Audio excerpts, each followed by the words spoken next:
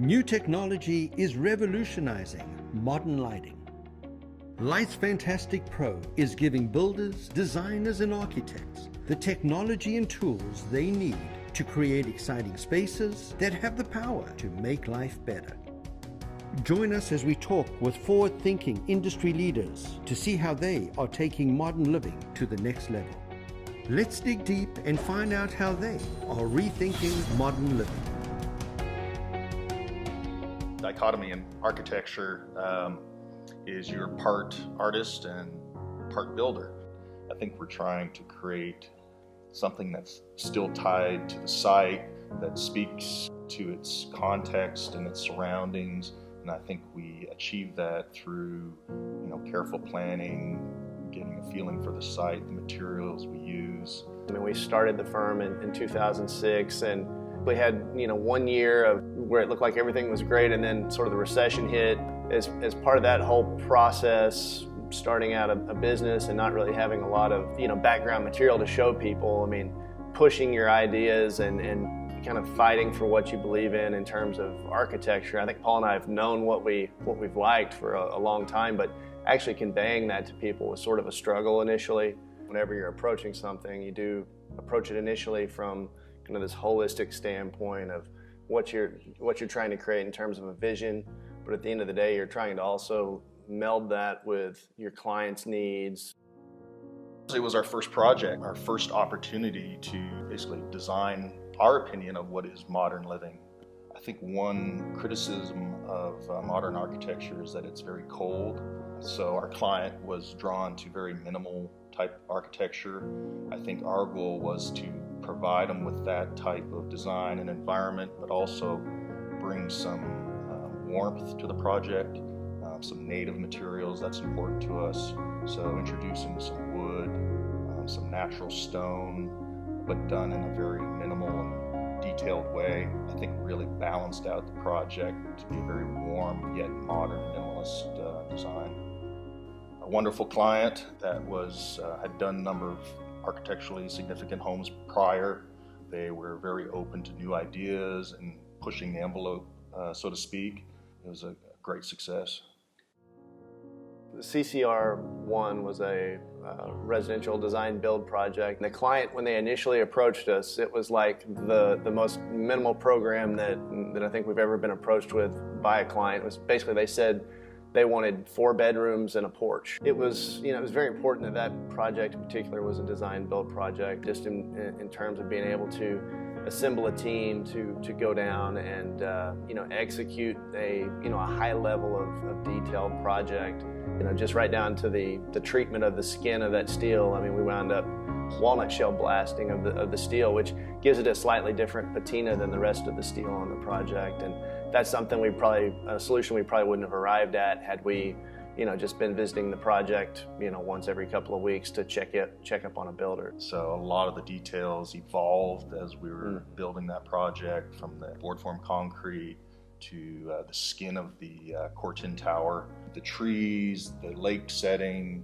I think that board form and picking up on the texture of the wood really brought a different layer to the concrete and a softness to it. And it looks quite beautiful when different light hits it, and at night when we wall graze that some LED lights, it's quite beautiful. The PH2 tree box was a project where a couple approached us about adding a office and guest house to their existing home. They have a beautiful wooded lot that backs up to a creek. We looked at a number of options, but we wanted to take advantage of that basically forest-like backyard they have. The exterior cladding is an ancient Japanese material, usagiban, I believe is how it's pronounced, and it is a burnt wood cypress, so it's basically protects it from insects and weathering, etc. The goal was with that as well is to have a dark material that would blend into the forest.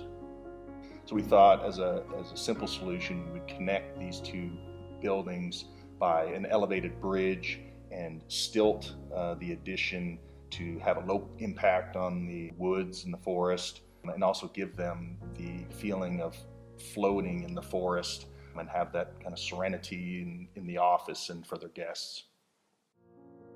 PTX1 project, the main driver and the reason that we arrived at a concrete roof with a sod roof plane on top of that was the main living space is the main house itself was located 12 to 13 feet up above that cabana pavilion. And so when you're in the main living spaces, you're always going to be looking down onto the roof plane of that house. So rather than doing a tar and gravel roof for the cabana, we thought it would be much more appealing to be looking out onto an extension of the meadow that was already there. The way we presented it to the client was that the earth was being extruded from that footprint down below. Really not trying to do too much with the project and really just trying to, again, let the material shine through and be, as Louis Kahn kind of said, let the material be what it wants to be and try to present it in its best possible light. And then the rest of it, we try to keep it simple and just let it take care of itself, basically. One of the things that really drives our design and our thoughts on modern living are materials. A new project we have on the Red River in Shreveport, we are utilizing rammed earth technology. Conceptually, this was brought about by looking at the river, the sediment, the layering. So rammed earth is similar to concrete, but it's done in forms and placed in lifts, compacted, another lift, compacted, so you get these beautiful kind of striations through rammed earth masses that are acting as the walls for this project.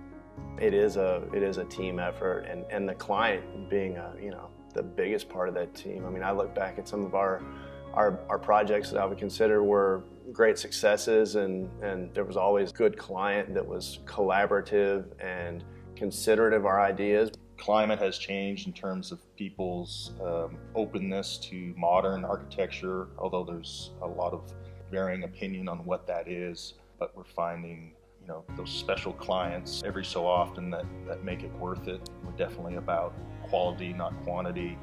Yeah, we're optimistic, and we'll continue to do what we love and push on.